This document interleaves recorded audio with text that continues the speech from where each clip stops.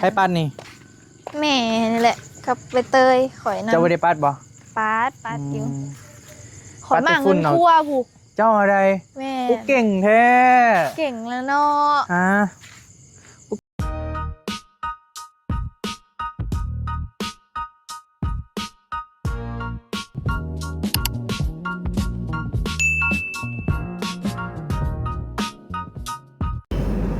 อเคไปพี่น้องจวดสายจวดพอดีกลับมาติงานน้องน้อยไอ้ยังได้บ่ยังบ่ฮอดนี่ยังอยู่ข้างหน้าจินะ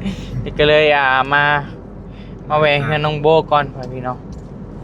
มื้อนี้ฮั่นบอบบี้ขึ้นไปก็ว่าสิเอาตู้ไปให้ทางเอ้ยพุดนั่นแหละแต่ว่ามันฝนตกมันเอาไปบ่ได้ก็เลยว่าผิดแผน ผิดแผนหน่อยนึงทางหน้าแม่น้องอ้อเด้เพราะว่าอันนั้นมันก็เวียกแต่ด้นเลยนะก็เลยว่าอยากเอาไปเฮ็ดให้มันแล้วแต่ก็เลยฝนตกก็เลยบ่ได้ขึ้นไปนะโอ้เรียบร้อยเจ้าเห็นตกบ่ปึ๊บโอ้มันนี่รอดเลยเซียนแล้วเนาะน้อยพอโอเคป่ะสบายดีเด้อเดินทางมากัน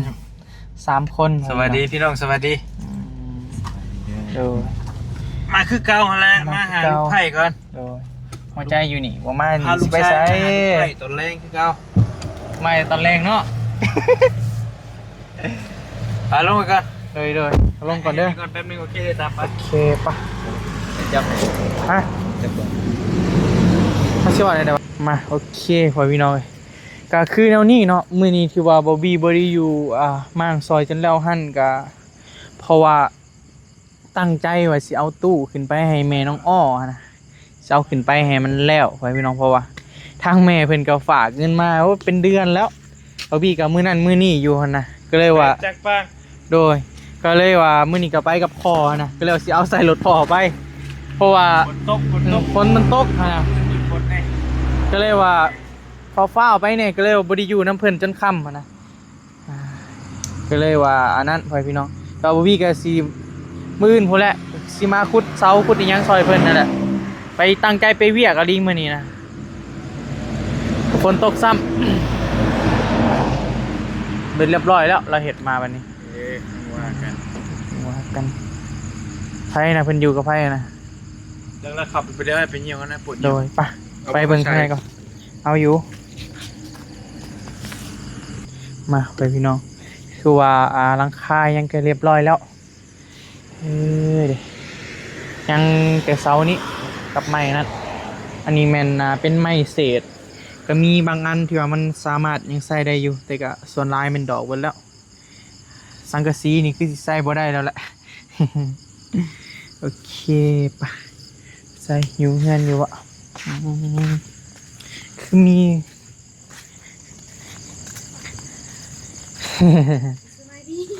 เจ้าไผนี่หมู่เจ้าบ่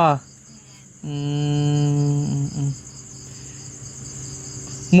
มู่เจ้าหรือว่าหมู่เบลหมู่เจ้าโอ้ย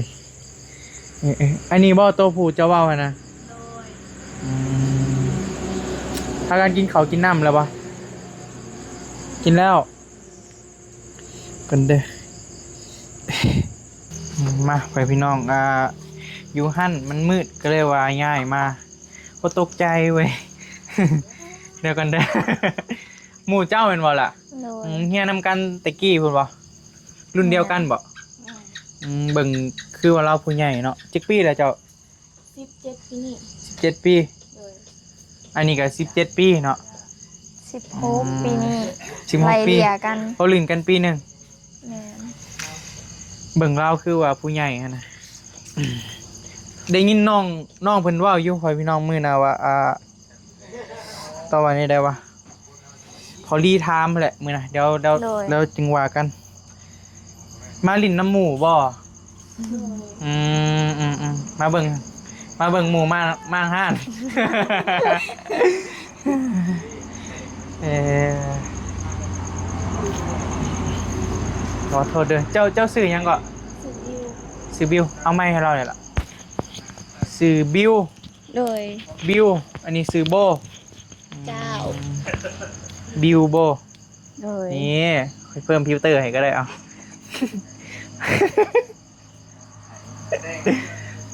มีเหลืองบ่มอสสื่อบิว โดย เจ้าอยู่บ้านเดียวกันนี่บ่ แม่ อยู่บ้านนาธาตุนี้ โดย อยู่บ้านนาธาตุเฮ็ดหยังคุมื้อนี้เฮียนต่อ เฮ็ดเวียก เฮียนจบแล้วบ่ ออกเฮียนแล้ว โอ้ออกห้องได้หั่นนะ ออกมหา ออกมห้า โดย เฮ็ดเวียกอย่างเดียวนี่ อยู่เฮ็ดเวียกยูนิคอร์น เฮ็ดเวียกยูนิคอร์น แม่น โอ้โรงงานเดียวกันกับแม่น้ำคิงโรงงานเดียวกันกับนาซาวน้องโบเฮ้ยพี่น้องมาลินน้ำหมูติพอดีบอบบี้เห็นก็เลยว่าเดี๋ยวถามเพิ่นก่อนมาไปทางใดมาทางใดกันนะเฮ้ยพี่น้อง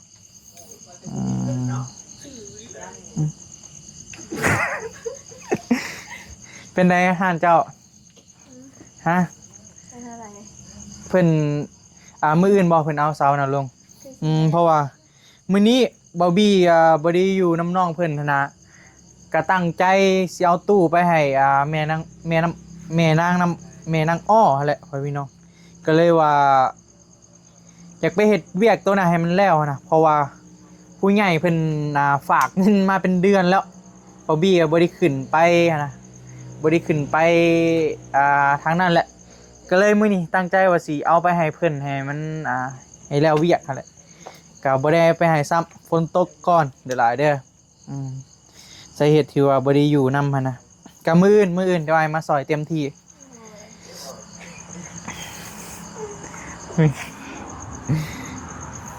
มีเมนูบ่มื้อนี้มีอยู่ซื้อมาอยู่พอลีซื้อมาเจ้ามีไอ้น้องจักคนเจ้า มีไอ้น้อง2คนเฮาผู้กกมีน้องหลาผู้หนึ่ง ผู้หญิงผู้ชาย ผู้ชาย ผู้ชาย โดย เฮียนออกม.5 แม่น นางโบนี่เข้าห้องเดียวกันบ่เป็นหมู่สนิทกันเลยบ่ แม่นเฮียนประดุมประถม อยู่นำกันแต่ประถมพุ่น แม่น นางโบนางบิวเนาะ โดย เฮือนจะอยู่แถวใดน่ะ แถวทางลงเฮือนนางเตย ซื้อบิวนิวว้าเอาอีหยังอันนี้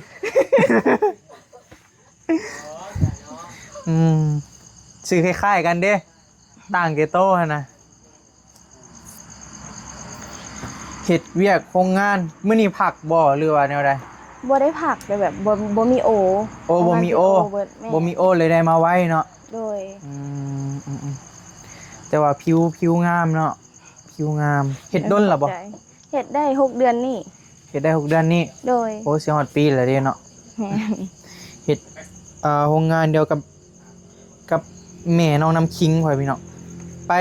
ไปมาเด้เฮาขี่รถไปเองบ่หรือว่าแน ร ว ถ ใด รับส่ง รถรับส่ง โดย เจ้ายังบ่ได้มีรถจักรบ่ ยังบ่มี ขี่รถรับส่งไป แม่น ไปโรงเรียนตะกี้ได้ไปแนวใด รถรับส่งคือกัน โอ้เฮือนเราอยู่วังใดบ่ เอาทางซอยลงเฮือนใบเตยหั่นแหละ แต่สิเจอเฮือนเราก่อนถึงเฮือนใบเตยหลายๆหลังหั่นได้ติดกันได้ถือบ่ ขอโทษเด้อเฮือนเจ้าเป็นเฮือนใหม่หรือเฮือนดิน เฮือนดิน เฮือนดิน โดย แบบนี้บ่ แม่นแบบนี้เลย ซ้ำเฮือนโบนี่บ่ บอกว่าซ้ํ บ่ซ้ โดย ำอยู่จักคนอยู่ในเฮือน อยู่2คนกับน้อง พ่อแม่เด้ พ่อแม่ไปเฮ็ดเวียก เพิ่นเฮ็ดเวียกหยังอ่ะ เกี่ยวกับพ่อหาเป็นพ่อครัวแม่หาเกี่ยวกับโรงงาน อยู่ไทยบ่ โดย อยู่กับน้อง2คนเลย แม่น น้องยังเข้าโรงเรียนอยู่แม่นบ่ แม่น น้องเรียนห้องใดเลย อ่านม.1 ปีนี้ มา1ปีนี้ โดย เพิ่นไปอยู่กับน้องดนแล้วบ่จักปีแล้ว เฮานี่บอก แม่น อยู่โดนแล้วค่ะไม่เฒ่าเสียได้ปีหนึ่งแล้วเพราะว่าตะกี้อยู่กับไม่เฒ่า พ่อแม่ไปไทย แม่น โดยน้องบิวไว้พี่น้องแล้วเจ้าก็ออกโรงเรียนแล้วก็ไปเฮ็ดเวียกอยู่นี่เลยแม่นบ่ โดย เคยไปเฮ็ดเวียกอยู่ไสบ่ เคยเฮ็ดอยู่ตัดยิบอยู่สวรรค์รักเก้า อืม โดย ก็ง่ายๆก็หาเงินเลี้ยงน้องนั่นแหละเนาะเพราะว่าอยู่กับน้อง2คนเนาะ โดย อยู่ทางลงเงินใบเตยบ่ล่ะ แม่น แล้วมื้อหน้าไปจึงว่ากัน มาทางนี้ก่อนพ่อพี่น้องทางเพิ่นว่าสิมื้ออื่นนี่เอาเสาลงเนาะล่ะเนาะ โดย แล้วก็ขุดคุ้มแม่นบ่ ประมาณนั้นคันฝนบ่ตก เพราะมื้อนี้ก็คือว่าได้หลายเติบแล้วหลังคายังก็ลงเบิดแล้วถ้าว่าเอาขุดคุ้มแล้วก็สร้างนี่เพิ่นพร้อมมาเฮ็ดเลยแม่นบ่สร้างบ่ต้องมามางนํกัน แม่สั่งต้องมาคุด สร้างมาขุด แต่ว่ามันต้องได้เจาะเนาะมันต้องได้เจาะฟื้นนะ เจาะพื้น มันเป็นซีมังอะนะพี่น้องมันบ่คือแบบเฮาไปขุดเห็ดดินใหม่ๆเลยได้ มันเป็นแบบมันเป็นห้านเก่าแล้วนั่นแหละต้องได้แล้วบื้นพุ่นแหละจึงว่ากันบื้นสร้างเพิ่นก็มาบ่ ขนาดจะมาแหละมาเอาเสาออกคือบอก เพิ่นก็มาเฮ็ดซอยเนาะ โดย เดี๋ยวมื้ออื่นของอยู่ของกินมื้อไหนก็ไอ้สิซื้อมาสิมาแต่เช้าอยู่ เดี๋ยวมื้ออื่นเอาเป็นซีนเนาะซีนงัวบ่เอาไว้น่ะบ่เจ้า ก็ได้ หมักเห็ดประมาณแบบใดชิ้นงัวเห็ดง่ายอยู่บ่ กะบ่ปานใด เจ้าว่าซื้อหยังมา แต่มีแต่สิ้นแหละ เนาะมันจักสิซื้อหยังเนาะเขาสิซื้อซีนนั่นแหละมาปะให้น้องเพิ่นพ่อพี่น้องได้สู่กันกินนี่แหละ คือถือว่าหาน้องเพิ่นก็มื้ออื่นเอาเสาลงมื้อนี้ก็มากเมื่อยบ่มากหึเมื่อยอยู่แม่นบ่ขอโทษหลายๆเด้อบ่ได้เฮ็ดซอยหลายปานใด ขอแท้ได้ไอ้ตั้งใจอยากไปเวียกตัวน่ะให้มันแล้วนะบ่เดือนหนึงเลยนะเดือนหนึงเพิ่นฝากมาไปก็ซวยซ้ำพ่อพี่น้องฝนตกค่ำดีแต่ยังบ่ได้เอาตู้ขึ้น บ่เครียดติ โอ้ย ฮะ เขียนยัง เนาะคนงามไม่สิไปเครียดด้วยเครียดดุหลายบ่กล้ามาใกล้เด้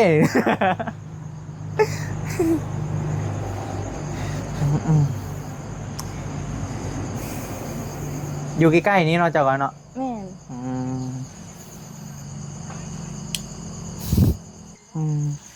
น เป็นหยังเจ้าคือ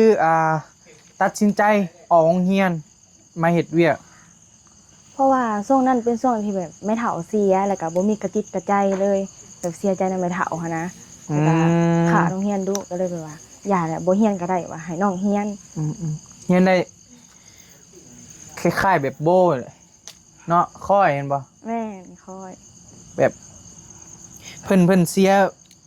เมตู้เนาะน่ะเนาะ แม่น เพิ่นก็ป่วยก็ยังแล้วติ แม่นเฒ่าแล้ว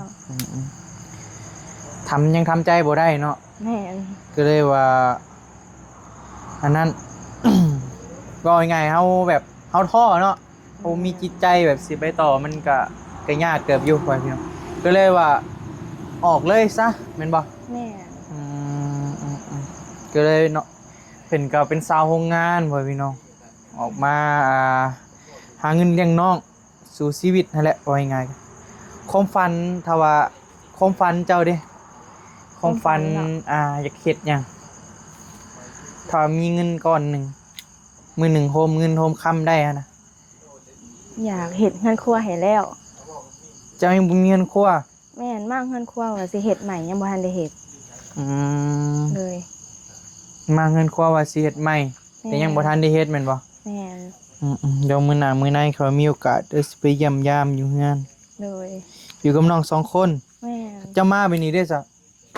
อันน้องแบบว่าอยู่กับเขาป้ากับลุงแหน่อยู่คนละเฮือน โอ้ใกล้ๆกันแม่นบ่ แม่ คล้ายๆไปนี่บ่ แม่นเฮือนติดกันจังซี่เลย อืมเลยน้องมาไปพี่น้องเรามาเบิ่งนี้ก่อนบาดเรามาขายอยู่นี่เนาะล่ะเนาะอันนี้แม่นเรามาหั่นหรือก็เรามาขายใหญ่มาขายอยู่นี่เป็นกระเทิบอยู่ข้างที่ว่าเราเคยนั่งกินข้าวกินหยังนี่แหละเราก็เลยมาขายสัวข้าวเพราะว่าม่างของเราเลยได้ตัวนะ มันแดดวะเราจึงเอา โด นี่มาย ปก มันแดด ที่นี่ถามข่าวหมู่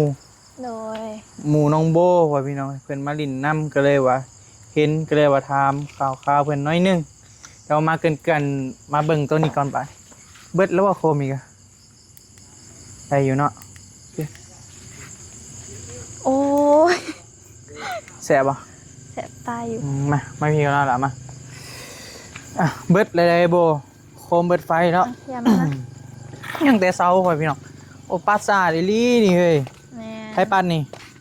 แม่นี่แหละกับใบเตยข่อยนั่น เจ้าบ่ได้ปัดบ่ ปาดอยู่ ม ข่อยมา ปาดแต่ฝุ่ เงิ น น เนาะ คั่วผูก เจ้าอะไร แม่ กูเก่งแท้ เก่งแล้วเนาะ ฮะกูเก่ง เจ้า เนาะ บ่มาเนาะก็มั่งเอง เอาก็คอยบอกเจ้าเด้ว่าสิไปเวียกเนาะจ้า เวียกอันนั้นก็เดือนหนึงเลยยังบ่ได้ไปเฮ็ดให้เพิ่น โอ้ย ก็เลยว่าไปบ่บีกะมื้นเดี๋ยวไอ้มาซอยเต็มที่มื้น โดย กับอ้อยง่ายกับห่างกายกับพื้นผู้นะเพื่อนพี่น้องกับเห็ดแบบพวกนี้กับบทนัดปันใดอ้อยง่ายไอ้บ่เคยเห็ดเลยแหละ บ่ แทบ เคย แทบสิบ่เคยเห็ดเลยเห็ดไปเนี่ยแต่กะสิมาเห็ดซอยแหละเพื่อนพี่น้องสิมาขุดมายังบื้นเดี๋ยวมางซอย มื้อนี่น่ะจะมั่งเซา มันเป็นแนวนี้นะ เซา มันเป็นมันต้องได้กระแทกออกเนาะแล้วเนาะ โดยต้อง มัน ได้ เป็น ทุ แบบฟังปูนนะเดี๋ยวใช้มึงดูกล้ามใหญ่บ่ยอเล็ก โอ้บ่สู่ใบเตย ใบเตยเก่ง ใบเตยเก่งไหน ประมาณนี้แหละพ่อพี่น้อง โดย ทางพอตู้เพิ่นว่าเสียดย่ำออกปีเนาะแล้วเนาะ โดย อันนี้มันทางด้านหน้า เฮาเฮ็ดบ่อนเก่าบ่ได้ เป็นหยัง เพราะว่าเฮาต้องยับออกอีกมันคาลำ เพราะว่าแม่นว่า แม่น อืม เฮาต้องได้ยับออกอีกเฮาสิใส่ตั้งเสาบ่อนเก่าบ่ได้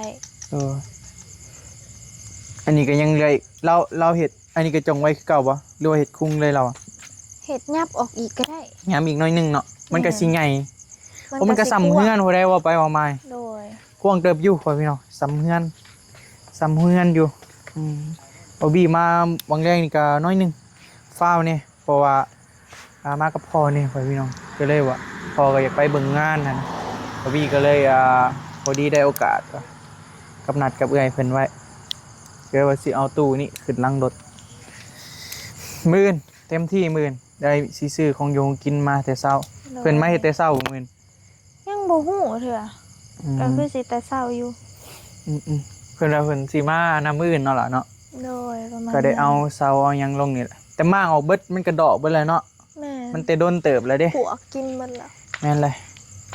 ตัวนี้ก็ออกน้อยนึงแม่นบ่ แม่น ออกน้อยนึงนี่ค่อยพี่น้องอันนี้แม่นเป็นสิเอาออกมานี่เม็ดหนึงเพิ่นว่าอันนี้แม่นทางด้านหลังมานี่เม็ดหนึงแล้วก็ทางข้างน้อยนึงเนาะล่ะเนาะ แม่น อืม ไอ้บ่อนเฮือนครัวเก่า เป็นอะไรความรู้สึก ก็ดีใจ ดีใจบ่ บ่คิดว่าสิ ฮะ ฮอดจุดนี้ ฮอดจุดนี้ บ่คิดว่าสิได้ บ่คิดว่าสิได้หยังได้หัวใจบีบบ่เอ้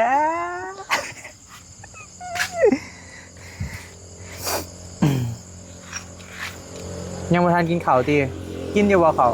กินอยู่ เจ้าบ่มักกินข้าวปานใดเบิ่งกินก็กินน้อยเดียวหนึงหั่นน่ะระวังเด้อเป็นกระเพาะเห็นบ่คือไอ้นิ้วเป็นกรดไหลย้อนหั่นน่ะ กินอยู่ ต้นได้ล่ะคือสิเซาแต่ว่าเซานี่ทนเนาะเซานี่เนาะ โดย ทนเว้ยบ่เป็นหยังเลยเซานี่ห้านี่แต่เจ้ายังน้อยเพิ่นบ่ล่ะ แม่น นี่นะ มันปวกบ่กินมันก็โอเคเลยเสาใหม่ก็ แม่น แบบมันมันยังอยู่ได้ฮอดคุมือนี้นะไว้พี่น้องอืมคนอันนี้แม่นไม่ที่ว่าม่างออกมาไม่เศษไม่ยังหั่นแหละหลายเติบอยู่ไว้พี่น้องแปลนเนาะโล่งคักอยู่เจ้าก็อยู่นี่แล้วเนาะคันเฮ็ดแล้วแม่นบ่ แม่น คันห้องหนึ่งปุ๊บไอ้ไม้ก็ลอยเข้าทางปองเยี่ยมเอาเขาไปซื้อของกินได้เขาไป ซื้ ซื้ อ อข พี่ น สร้าง ม แบบคือเลยขอปองเยี่ยม อ้าวขอประตูบ่เปิดจักเทื่อเนาะ โอ้ย ให้ลอยอยู่อะไร บ่ได้บ่ได้ เป็นหยังเพราะว่าตีเฮ้ย บ่ได้ เฮ็ดห้านให้แล้วเลยไอ้บี้จะอย่ามาเด้อมีคนมาเฝ้าให้เฮามาเฝ้าน้ำเฮาแล้ว บ่มีบ่ โอ้ มี ยอกหักเลยข่อยพอดีแล้วเพื่อสิฟื้นได้จักสีจักเดือนแล้วคันแนวนั้นเนาะ แม่นบ่ อืมทางนี้เป็นออกมานี่เนาะล่ะเนาะ โดย ออกมาลายบ่เราอะแต่ก็ ก็ คร่าวๆแล้วแทกมือนะกับเพิ่นนั่นนะรู้สึกว่าข้างนี้ออกมาประมาณ50ทางนั้นก็50 โดย ทางนี้เม็ดนึงเนาะทางหลังนี่เนาะ แม่นคันสิเอาออกลายทางขางมันก็สิบ่มีหนทางเที่ยว ก็มันเนื้อที่ห้อมนึงเด้ แม่น ห้อนนี้นะห้อนนี่แล้วก็ห้อนท่านมันฮอดจักเม็ดเบิ่งเด้อ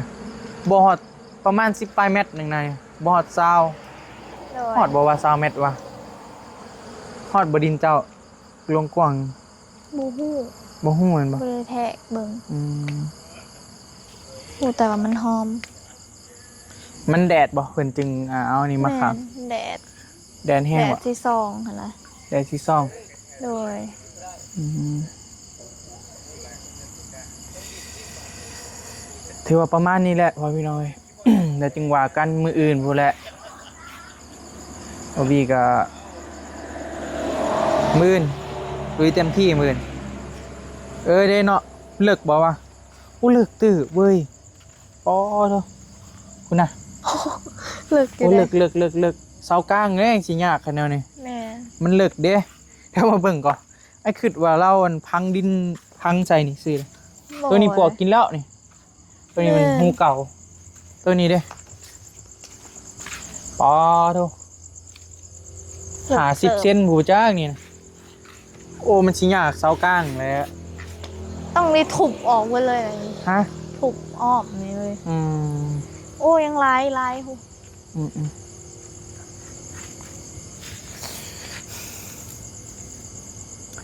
นี่ยังเหลือหลายเสายังเหลือ1 2 3 4 5 6ยังเหลือ6 ต้นพ่อพี่น้อง6 ต้นนี่งานยากเลย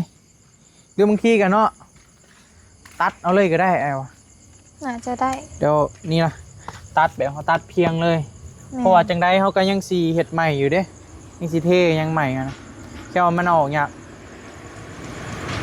เก้าและทางหน้าอีก แม่นทั้งหนานะ ยังทางหน้าอีกบาทนี่ แต่ก็ยากอยู่แล้วเอาออกเนี่ยกว่ามันฟังปูนเด้ฟังปูนฟังเหลึกอีกอะนะ โดย ซื้อหันอะไรซื้อหันเอาฮะ จะสิตั้งในเรซะ หันโบบี้ซอบ โบบี้สับประ ไม่ สา เนาะ น เอาเจ้าสิตั้งอะไรอ่ะ ยังบ่ฮู้ พอยอกพอพี่น้อยเจ็กซิโบยังแล้วเนาะยันอนาคตพูดแหละพอพี่น้อยตอนนี้ก็เรื่อยๆเบิ่งกันไปก่อนเพราะว่าน้องเพิ่นก็ยังบ่ทันเรียนจบนะแต่ก็สิพยายามแบบ เอาหัวใจน้องมาครอบครองให้ได้สิมีวาสนาอยู่บ่เนาะ บ่ฮู้แล้ว ฮะ บ่ฮู้แล้ว สิมีวาสนาอยู่บ่เด้เนาะ สิมีวาสนาเป็นโบบีสอบอยู่บ่